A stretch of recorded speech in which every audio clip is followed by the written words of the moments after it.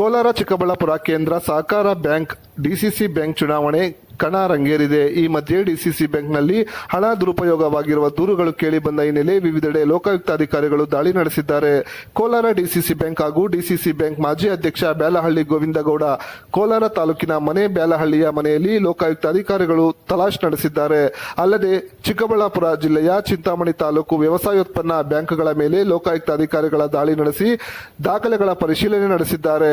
Kolar SP Dhananjay ನೇತೃತ್ವದಲ್ಲಿ ಚಿಂತಾಮಣಿ ಪ್ರತಾಪ್ ಎಂಬುವರು ನೀಡಿದ ದೂರಿನ ಹಿನ್ನೆಲೆ ತನಿಖೆಗೆ ಸರ್ಕಾರ ಆದೇಶ ನೀಡಿದ್ದು ದಾಳಿ ನಡೆಸಿ ಪರಿಶೀಲನೆ ನಡೆಸಲಾಗುತ್ತಿದೆ. ಚಿಕ್ಕಬಳ್ಳಾಪುರ ಜಿಲ್ಲೆ ಚಿಂತಾಮಣಿ ತಾಲೂಕಿನಲ್ಲಿ ರೈತರಿಗೆ ಸಹಾಯಧನ ಹಾಗೂ ದುರ್ಬಳಕೆ ದೂರುಗಳು, ಹಣ ದುರ್ಬಳಕೆ ಆರೋಪಗಳು, ಕೃಷಿ ವ್ಯವಸಾಯೋತ್ಪನ್ನ ಸಹಕಾರ ಸಂಘಗಳಲ್ಲಿ ಲಕ್ಷಾಂತರ ರೂಪಾಯಿ ಅವ್ಯವಹಾರ ದೂರುಗಳು ಕೇಳಿಬಂದ ಹಿನ್ನೆಲೆ ಸರ್ಕಾರ ತನಿಖೆಗೆ ಆದೇಶಿಸಿದೆ. ಇನ್ನು ನಾಳೆ ಚುನಾವಣೆ ದಿನಾಂಕ ನಿಗದಿಯಾಗಿದ್ದು, ಈ ಬೆನ್ನಲ್ಲೇ ಲೋಕಾಯುಕ್ತ ಅಧಿಕಾರಿಗಳ ರೈಡ್ ಹಲವು ಅನುಮಾನಗಳಿಗೆ ಕಾರಣವಾಗಿದೆ. ಅಲ್ಲದೆ ಇದರಲ್ಲಿ ಸರ್ಕಾರದ ಹಾಗೂ ಜಿಲ್ಲೆಯ ಕಾಂಗ್ರೆಸ್ ನಾಯಕರ ಕೈವಾಡ ಇದೆ ಎನ್ನಲಾಗಿದೆ.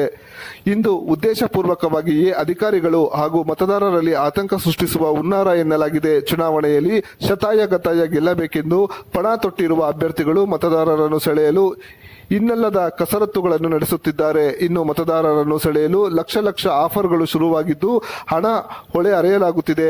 ಅದರಲ್ಲಿಯೂ ಡಿಸಿಸಿ ಬ್ಯಾಂಕ್ ಮಾಜಿ ಅಧ್ಯಕ್ಷ ಬ್ಯಾಲಹಳ್ಳಿ ಗೋವಿಂದಗೌಡ ಸ್ಪರ್ಧಿಸುವ ಬ್ಯಾಂಕ್ ಕಾರ್ಯವ್ಯಾಪ್ತಿಗೆ ಬರುವ ಇನ್ನಿತರ ಸಂಘಗಳ ಕ್ಷೇತ್ರದ ಚುನಾವಣೆ ತೀವ್ರ ಕುತೂಹಲ ಮೂಡಿಸಿದೆ. ಈ ವೇಳೆ ಲೋಕಾಯುಕ್ತ ಅಧಿಕಾರಿಗಳ ದಾಳಿಗೆ ವಿವಿಧ ಅರ್ಥಗಳನ್ನು ಕಲ್ಪಿಸಲಾಗುತ್ತಿದೆ ಎಂದರೂ ಸುಳ್ಳಲ್ಲ.